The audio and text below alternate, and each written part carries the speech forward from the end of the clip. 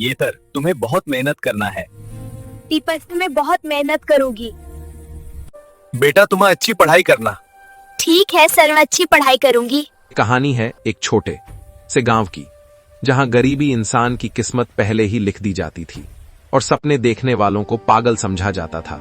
उस गांव का नाम था सोनपुर और सोनपुर के एक कोने में मिट्टी और फूस से बना एक टूटा हुआ सा घर था। उसी घर में रहती थी एक लड़की जिसका नाम था फुसपा। फुसपा बहुत गरीब थी, इतनी गरीब कि कई बार उसके घर में चूल्हा नहीं जलता था। उसके पिता बचपन में ही गुजर चुके थे और उसकी मां दूसरों के घरों में बर्तन धोकर और खेतों में मजदूरी करके जैसे तैसे गुजारा करती थी। फुसपा सुबह होते ही मां के साथ काम पर निकल जाती थी और शाम को थकी हारी घर लौटती थी। लेकिन फुसपा बाकी लड़कियों जैसी नहीं थी। उसकी आंखों में सपने थे, बड़े सपने। वह पढ़ना चाहती थी, कुछ बनना चाहती थी। जब गांव के बच्चे स्कूल जाते थे तब वह दूर खड़े होकर उन्हें देखती रहती थी और मन ही मन सोचती थी, काश मैं भी पढ़ पाती, काश मैं भी कुछ बन पाती। कई बार उसे रास्ते में फटी पुरानी किताबें मिल जाती थीं, तो वह उन्हें उठाकर घर ले आती और रात को दिए की हल्की रोशनी में अक्षर पहचानने की कोशिश करती थी। उसकी मां कई बार कहती थी, बेटी ये सब छोड़ दे, हमारी किस्मत में यही लिखा है। लेकिन फुसपा हर बार यही कहती थी, अम्मा अगर मैं नहीं लड़ी तो हमारी किस्मत कभी नहीं बदलेगी। इसी गांव में एक आदमी था जिससे पूरा गांव डरता था। उसका नाम था वीरभान सिंह। वह गांव का नेता था, लेकिन असल में वह गांव का मालिक बन बैठा था। उसके आदमी गरीबों से जबरन काम करवाते थे, जमीन हड़प लेते थे और जो आवाज उठाता था उसे धमकी मिलती थी। पुलिस भी उसी की सुनती थी। एक दिन वीरभान सिंह के आदमियों ने फुसपा की मां से बिना पैसे दिए पूरा दिन काम करवाया और ऊपर से उसे भला बुरा भी कहा।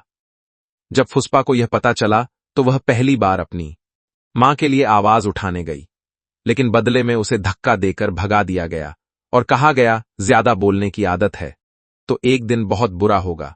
उस दिन फुसपा बहुत रोई, लेकिन उसी दिन उसकी आंखों में डर नहीं बल्कि आग थी। उसी रात उसने अपनी मां से कहा, अम्मा मैं इस गरीबी से निकलूंगी, मैं पढ़ूंगी और एक दिन इतनी बड़ी अफसर बनूंगी कि कोई भी गरीब को यूं नहीं दबा पाएगा। उसकी मां ने उसे चुपचाप गले लगा लिया और उस रात दोनों मां बेटी देर तक रोती रहीं। लेकिन उस रोने में एक नए संघर्ष की शुरुआत छुपी थी।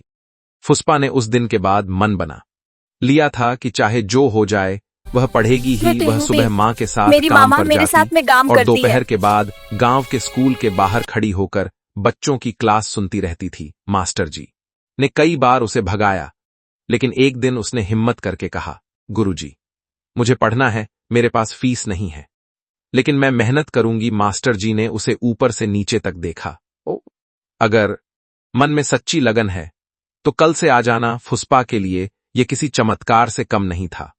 वह दिन रात मेहनत करने लगी, कभी खेतों में काम करती, कभी दूसरों के घरों में झाड़ू पोछा और रात को दिए के नीचे पढ़ाई। गांव के कुछ लोग उसका मजाक उड़ाते थे, कहते थे, अरे ये गरीब की लड़की अफसर बनेगी, हंसी आती है। लेकिन फुसपा चुपचाप सहती रही। समय बीतता गया और फुसपा क्लास में हमेशा अव्वल आने लगी, लेकिन उसकी परेशानी भी बढ़ती गई। एक दिन स्कूल जाते समय वही वीरभान सिंह के आदमी रास्ते में मिल गए। उन्होंने फुसपा को रोक लिया और गंदी बातें करने लगे। फुसपा डर गई, लेकिन उसने भागकर किसी तरह जान बचाई और सीधे थाने पहुंच गई। उसने रोते हुए पूरी बात बताई, लेकिन थाने में बैठे सिपाही हंसने लगे, बोले, अरे नेताजी के आदमियों के खिलाफ शिकायत करेगी, ज्यादा बोलने लगी तो तेरी मां की नौकरी भी चली जाएगी। फुसपा की आंखों में आंसू आ गए। वह चुपचाप बाहर निकल आई। उस दिन उसे पहली बार समझ आया कि इस गांव में गरीब के लिए कानून नहीं होता। उसी रात उसकी मां ने उसे समझाया, पिट चुप रहो, हम गरीब लोग हैं। फुसपा ने पहली बार अपनी मां के सामने ऊंची आवाज में कहा, नहीं अम्मा, अगर हम चुप रहे तो ये लोग हमें कुचलते रहेंगे। मैं पढ़ूंगी और एक दिन इन सबको जवाब दूंगी। कुछ ही दिनों बाद वीरभान सिंह के आदमियों ने फुसपा की मां को काम से निकाल दिया और कहा, तेरी बेटी बहुत उड़ने लगी है। अब भुगत। दोनों मां बेटी के सामने भूख की समस्या खड़ी हो गई। कई रातें बिना खाए सोना पड़ा, लेकिन फुसपा ने पढ़ाई नहीं छोड़ी। वह दूसरों के खेतों में और ज्यादा काम करने लगी ताकि किताबें खरीद सके। उसी समय उसने अखबार में पढ़ा कि बड़े अफसर कैसे बनते हैं, और उसी दिन उसने ठान लिया कि वह भी एक दिन डीएम बनेगी। उस रात उसने टूटी छत के नीचे बैठकर आसमान की तरफ देखा और खुद से कहा, अब पीछे नहीं हटूंगी, चाहे जितना दर्द सहना पड़े। फुस्पा को अब पूरे गांव में लोग जानने लगे थे कि यह लड़की हार मानने वाली नहीं है। लेकिन यही बात वीरभान सिंह को सबसे ज्यादा चुभ रही थी। उसे लगने लगा था कि अगर आज इस लड़की को नहीं रोका गया तो कल यह पूरे सिस्टम के लिए खतरा बन जाएगी। एक दिन गांव में पंचायत का आयोजन था और वहीं वीरभान सिंह अपने लोगों के साथ बैठा था। फुस्पा अपनी मां के साथ काम से लौट रही थी। तभी रास्ते में वही दबंग लोग मिल गए जिन्होंने पहले भी उसे परेशान किया था। इस बार उन्होंने सीधे उसका रास्ता रोक लिया और बोले, बहुत पढ़ने लगी है, तू ज्यादा उड़ रही है। लगता है फुस्पा ने डरने के बजाय सीधा जवाब दिया, मैं पढ़ूंगी और पढ़ती रहूंगी, तुम लोग मेरा कुछ नहीं बिगाड़ सकते। बस यही बात उन गुंडों को आग लगा गई। उनमें से एक ने फुस्पा को धक्का दे दिया। वह जमीन पर गिर पड़ी। उसकी मां बचाने आई तो उसे भी धक्का मार दिया गया। तभी भीड़ इकट्ठा हो गई, लेकिन कोई आगे नहीं आया। तभी किसी ने पीछे से पत्थर फेंका और देखते ही देखते हंगामा हो गया। वीरभान सिंह को खबर मिली तो वह खुद वहां आ गया। आते ही कहा, इस लड़की को सबक सिखा दो ताकि कोई और सपने देखने की हिम्मत न करे। तभी उसके आदमी फुस्पा को घसीटने लगे। उसकी मां चिल्लाती रही, गिड़गिड़ाती रही, लेकिन किसी ने नहीं सुना। तभी अचानक गांव का एक बूढ़ा मास्टर आगे आया और चिल्लाया, बस बहुत हो गया। लेकिन वीरभान सिंह ने उसे भी धक्का दे दिया। उसी धक्का मुक्की में फुस्पा के सिर पर एक डंडा लग गया और वह वहीं बेहोश होकर गिर पड़ी। पूरा गांव सन्न रह गया। कुछ लोगों को डर लगने लगा कि अगर लड़की मर गई तो मामला बड़ा हो जाएगा। तब गुंडे भाग खड़े हुए। फुस्पा को किसी तरह गांव के सरकारी अस्पताल ले जाया गया। कई घंटे बाद उसे होश आया। उसकी मां उसके सिरहाने बैठी रो रही थी। फुस्पा ने कमजोर आवाज में पूछा, अम्मा, मैं मरी तो नहीं? मां ने रोते हुए कहा, नहीं बेटी, लेकिन अब बस कर दे, हम गरीब लोग हैं, इनसे नहीं जीत सकते। फुस्पा की आंखों में उस वक्त दर्द था, लेकिन उससे ज्यादा आग थी। उसने धीरे से कहा, अम्मा, आज अगर मैं चुप हो गई तो ये लोग हर लड़की को ऐसे ही कुचलेंगे। मैं अब और तेज पढ़ूंगी और एक दिन इन सबको कानून के सामने खड़ा करूंगी। उसी दिन अस्पताल के बेड पर लेटे लेटे उसने तय कर लिया कि उसका रास्ता अब और मुश्किल होगा, लेकिन मंजिल भी बहुत बड़ी होगी। उधर वीरभान सिंह को भी पता था कि उसने आग से खेल लिया है। उसने अपने आदमी से कहा, इस लड़की पर नजर रखो, यह जिंदा रही तो एक दिन हम सबको ले डूबेगी। फुस्पा के सिर पर लगे जख्म तो कुछ हफ्तों में भर गए, लेकिन उसके अंदर लगी आग अब और तेज हो चुकी थी। पूरा गांव जानता था कि वीरभान सिंह के लोगों ने उसके साथ क्या किया है, लेकिन डर के मारे कोई सामने नहीं आया। उसकी मां रोज उसे समझाती थी कि बेटी अब बहुत हो गया, लेकिन फुस्पा चुपचाप अपनी किताबें उठाती और फिर से पढ़ने बैठ जाती थी। अब वह पहले से ज्यादा मन लगाकर पढ़ती थी, क्योंकि उसे पता था कि अगर इस अंधेरे से निकलना है तो रास्ता सिर्फ पढ़ाई है। गांव के वही बूढ़े मास्टर जी जो उसे बचाने आए थे, एक दिन उसके घर आए। उन्होंने कहा, बेटी, तू यहां रहकर कुछ नहीं कर पाएगी। ये लोग तुझे चैन से जीने नहीं देंगे। तुझे शहर जाना होगा, वहीं तैयारी कर। उसी दिन फुस्पा ने फैसला कर लिया कि वह गांव छोड़ेगी, लेकिन समस्या वही थी, पैसे नहीं थे। मां ने लोगों के घरों में और ज्यादा काम करना शुरू कर दिया। खुद फुस्पा भी सुबह खेतों में मजदूरी करती और रात को पढ़ाई करती। कई महीनों की मेहनत के बाद किसी तरह थोड़ा पैसा जमा हुआ और एक दिन फुस्पा पहली बार बस में बैठकर शहर की तरफ निकली। उसकी मां ने उसे जाते वक्त सिर्फ इतना कहा, बेटी, हार मत मानना। शहर फुस्पा के लिए बिल्कुल नई दुनिया था। ऊंची इमारतें, तेज रफ्तार लोग और भागती हुई जिंदगी। वह एक छोटे से कमरे में किराए पर रहने लगी। दिन में वह एक ढाबे पर बर्तन धोने का काम करती और रात को सरकारी लाइब्रेरी में जाकर पढ़ाई करती। कई बार थक कर वहीं कुर्सी पर सो जाती थी, लेकिन फिर भी अगली सुबह फिर वही मेहनत शुरू हो जाती थी।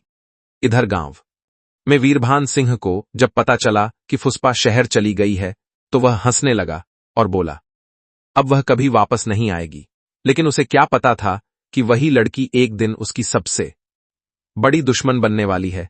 साल बीतते गए, फुस्पा ने अपनी पढ़ाई पूरी की और उसने एक बड़ा फैसला लिया। उसने प्रशासनिक सेवा की तैयारी शुरू कर दी।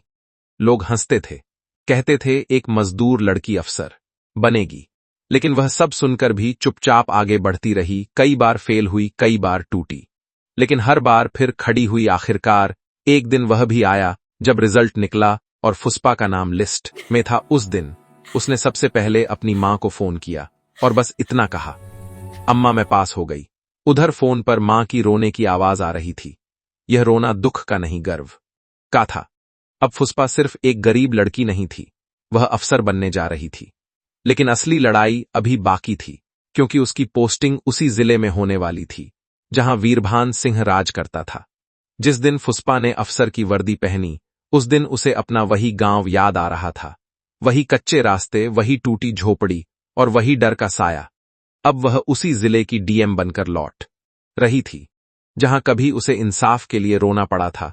पूरे जिले में खबर फैल गई थी कि नई डीएम बहुत सख्त है, लेकिन किसी को नहीं पता था कि वह वही फुस्पा है जिसको कभी सबने कमजोर समझा था।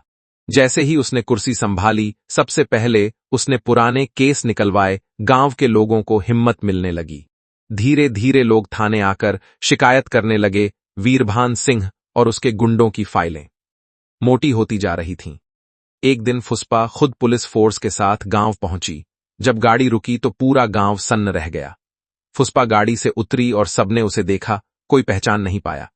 लेकिन उसकी मां की आंखों में आंसू आ गए। वह दौड़कर आई और बोली, मेरी बेटी तू लौट आई। फुस्पा ने मां के पैर छुए और फिर सीधा वीरभान सिंह के घर की तरफ बढ़ गई। उधर वीरभान सिंह को जब खबर मिली कि डीएम खुद आई है, तो उसके पैरों तले जमीन खिसक गई। उसने फोन पर नेताओं और अफसरों को मिलाया, लेकिन इस बार कोई फोन नहीं उठा। फुस्पा उसके सामने खड़ी थी और बोली, पहचानते हो मुझे? मैं वही हूं जिसे तुमने कुचलने की कोशिश की थी। आज वही लड़की तुम्हारा हिसाब लेने आई है। उसी दिन वीरभान सिंह और उसके सारे गुंडे गिरफ्तार हो गए।